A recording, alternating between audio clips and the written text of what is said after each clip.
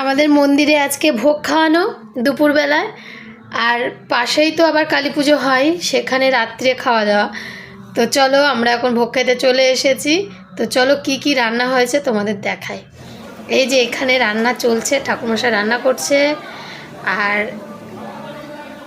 এখানে চাটনি হচ্ছে মনে হয়, ওটা আমি ঠিক জানি না কি হচ্ছে। তো রান্নাও চলছে আর একদিকে খাবারও কিন্তু বিতরণ করা হচ্ছে। এটা পটল আলু আর ফুলকপি তরকারি হচ্ছে।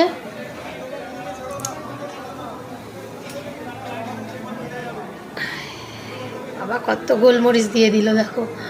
তো চলো দেখাই। এই যে এখানে খাবার দেওয়া হচ্ছে, সাদা ভাত, ডাল, ভাত দিচ্ছে আমার বড়মশাই, তারপরে ডাল দিচ্ছে লালটু, তারপরে চচ্চড়ি দিচ্ছে আমাদের বুদ্ধদা, তারপরে রজত দিচ্ছে পায়েস। তো এইভাবে সবাই মিলেমিশে একসাথে কিন্তু খাবার পরিবেশন করছে। দুপুরেই খাওয়া দাওয়া শেষ নয়, আবার কিন্তু রাতে খাওয়া দাওয়া আছে। সেটা হচ্ছে পুজো প্যান্ডেলে, যেখানে আমাদের কালী পুজোটা হয়েছে, মানে মন্দিরের পাশেই রাতে খাওয়া দাওয়া আছে। চলো তোমাদের দেখায় কত লোক হয়েছে। এই যে এত লোক হয়েছে, বসার জায়গা কম হয়ে গেছে।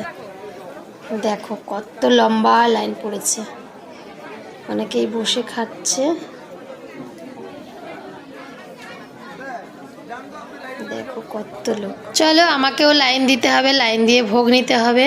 আর এখানে দেখতেই পাচ্ছ বসার জায়গা নেই, আমি কিন্তু ভোগ নিয়ে বাড়িতে চলে এসেছি, মেয়ে আর আমি। তো চলো খেয়ে নিই, টাটা।